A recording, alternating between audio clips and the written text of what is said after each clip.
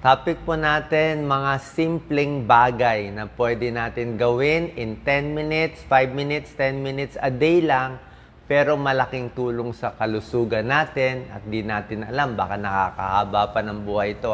Meron tayong 15 tips na pwede mo gawin every day. Okay? Sisingit lang natin. Alam mo kasi busy tayo lahat eh. Number 1 out of 15 within 5 minutes. Siyempre, pwede maglakad-lakad, pwede mag-jogging, 'di ba? At least pwede ka mag-wall push-up o mag-jumping jack o konting squat, linis ng bahay, linis ng banyo, parang exercise na rin 'yan. At least meron kang konting exercise para gumalaw-galaw ang circulation natin. Number 2, pwede rin brisk walking. Lakad lang, papunta sa office, papunta sa trabaho, konting akyat ng hagdanan, siguro mga 1 floor, 2 floors lang. Pero at least kung mabilis ang lakad mo for 5 minutes, wag lang lagi nakaupo, ikot-ikot ka muna, 'di ba? Kahit malayo yung dinadanan mo, at least for exercise naman 'yun eh. Para pag upo mo sa silya mo, medyo hingal ka, medyo pagod ka, medyo bumilis ang heart rate mo, malaking bagay 'yon. So, quick exercise routine, brisk walking, pwede yan. Number 3, syempre, throughout the day, dapat tama yung mindset natin.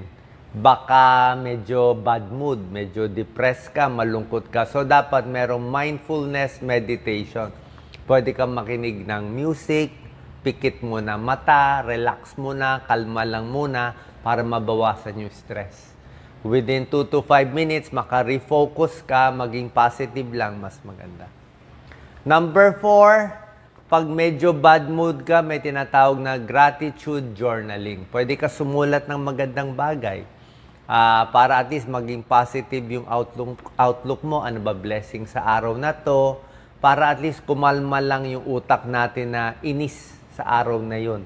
Kasi pag inis ka sa umaga, inis ka na buong araw eh. Diba? Pero pag na-refocus mo, naging masaya ka, inisip mo yung mga positive na nangyari, mas gaganda na yung outlook mo buong araw. So, within 2 to 5 minutes, maayos mo na yan. Number 5, 2 minutes lang, uminom ng maraming tubig, di ba? Paggising sa umaga, 1, 2 basong tubig, o baka mamaya tanghali na, ang tagal-tagal na, hindi ka pa uminom ng tubig, hindi mo pa naaabot yung 8 to 10 glasses of fluid or water in a day, habulin mo. Okay? Hydration just takes 2 minutes, maganda sa katawan, digestion, pag-ihi, sa kidneys, buong katawan, napakaganda ng tubig. Number 6, within 5 minutes, pwede ka mag-snack, di ba? Kung nagugutom ka, pwede mag-snack ng prutas o gulay, di ba? Pwedeng orange, banana, mansanas, diba? Or pag healthy breakfast na kinain mo within 5 minutes. So, meron ka ng healthy breakfast break. Number 7, mabilisan lang, pwedeng skincare routine, diba? Within 3 to 5 minutes, pwede kang maglagay ng moisturizer, pwede kang maghilamos. Siyempre, pag tumatanda, mas kumukulubot, mas nagdadry yung mukha natin, na kumukulubot kung saan-saan parte ng katawan. Actually, after these 15 tips, magbibigay rin ako ng senyales, ng 10 senyales na nagkakaedad tayo at anong magagawa natin. Kaya binigay ko muna itong healthy tips. So, number 7 is skincare routine. Huwag kakalimutan. Number 8, pwedeng deep breathing exercise. Within 2 to 5 minutes, para siyang meditation, hinga lang ng malalim, relax lang, para lang pabagalin yung heart rate. Kung feeling mo, lakas ng kabog ng puso ko.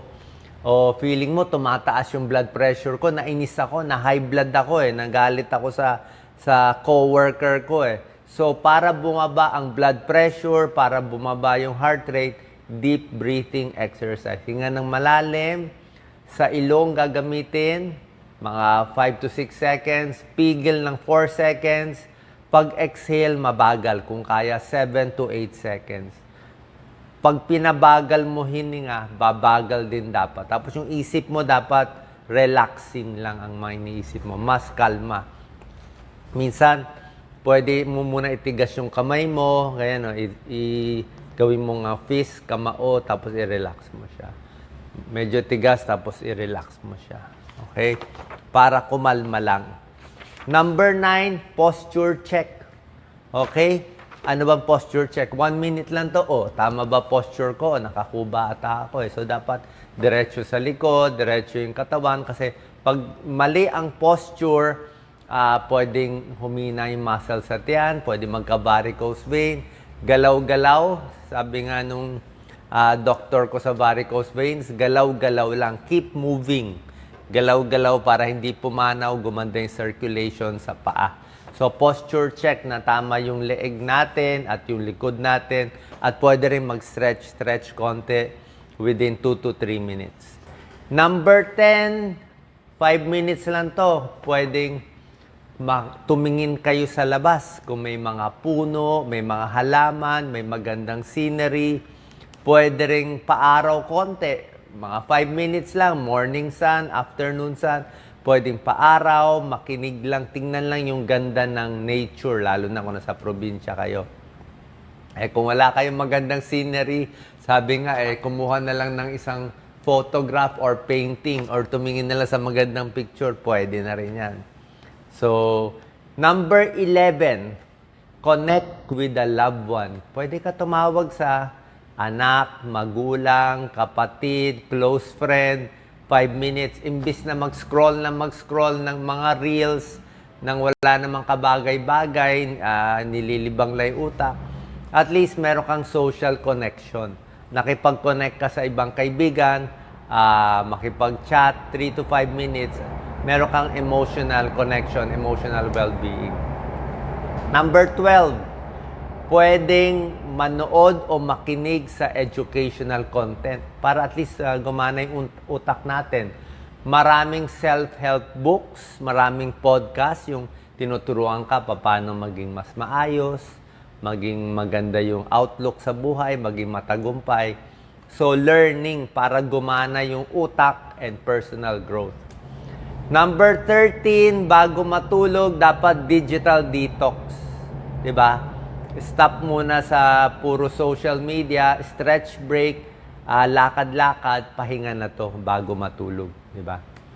Number 14, pwede mo enjoy ang hobby mo. Kung ano ba yung kinakalikot mo, kinukut-kut mo, mga baka laruan o games. 5 minutes, 10 minutes, relax lang. Kung ano yung nagpapasaya sa'yo, okay lang yon. And number 15, syempre, within 2 to 5 minutes, pwede magdasal at bilangin natin yung mga blessings natin for the day. So nakita nyo to, 15 simple tips lang Within 5 to 10 minutes, basta araw-araw mo ginagawa, sinusunod-sunod mo, malaki siyang tulong. Okay? Pero syempre, tuturo ko rin sa inyo, ano yung mga senyales na nagkakaedad tayo. Pinakita ko muna yung pangontra kung paano gagawin. Tignan natin 10 signs na pwede nagkakaedad na tayo at anong gagawin natin. Number 1, mas pagod na tayo pag nagkakaedad. Hindi natin napapansin yan. Edad 30, 50, 60, parang mas pagod, mas antok, mas maiksi na yung time na kaya natin magtrabaho. Kaya nga tinuro ko sa inyo lahat, diba? Relaxation, hydration, healthy foods, avoid stress at exercise. Yung simpleng paraan para malabanan tong pagiging pagod. Number 2, mas makakalimutin. Kasi sinabi ko nga, kailangan mag-exercise pag ganahin yung utak. Ano ang normal aging? Normal aging, minsan nakakalimutan mo anong araw na. Kung Wednesday, Saturday, o Monday, pwede lang yon. Minsan nakakalimutan mo yung words, yung salita, yung pangalan ng tao. Minsan, nami-misplace mo yung cellphone mo, yung gamit mo, di mo alam. Normal aging yon. Ano naman yung Alzheimer's disease na ulyanin? Hindi na niya alam anong taon. Ibang usapan na yun. Hindi na niya alam anong year. Hindi na siya kaya makipag-usap sa ibang tao. Parang mali na. Hindi na makakonect sa tao. Lagi nang nakakalimot at lagi na nami-misplace. Minsan, naninisi pa ng ibang tao, sasabihin, ninakaw mo, pero hindi naman.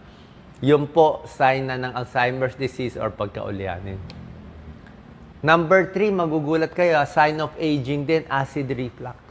Mas tumatanda, mas hindi na ganun kaganda panunaw natin, mas mahirap na matunaw yung pagkain, kaya mas nag-acid. Mas matagal sa tiyan, mas nai-impatcho na, mas lumuluwag na itong valvula dito. Itong lower esophageal sphincter, mas lumalabas yung pagkain. Kaya pag sa gabi, more heartburn, masakit lalamunan, maasim, dyspepsia, sore throat, at hirap na lumunok ko. Diba? Very common yan, kaya dapat inom ng tubig para madulas. Tapos yung mas malalambot na pagkain, mas maganda. Number 4, syempre, nagkakaedad. Ayan, no? Pag 20 years old, sexy, payat. Pag 40, 50, 60, lalaki ang bilbil, liliit ang muscle, hindi na masara yung pants. Kaya nga sinabi ko sa inyo, posture check. Diba? Kahit 5 minutes lang, exercise, stretch pa rin. Yan yung mga pangontra natin dito sa signs of aging. Insomnia. Mas tumatanda, mas hindi makatulog. Bakit? Maraming sakit sa katawan, maraming sakit na iniisip, maraming pinoproblema, mental health problem, maraming gamot iniinom. Tsaka pa nagkakaedad, pag gumising ka na madaling araw, hindi na makatulog. Hirap na. Hindi katulad ng mga teenager, tulog talaga. Kaya sinabi ko sa inyo, di ba, yung mga social media break, relax lang, isipin lang magagandang bagay para makontra tong insomnia. Pag nagkakaedad, unti-unti, mula age 30, 50, 60, low sex drive.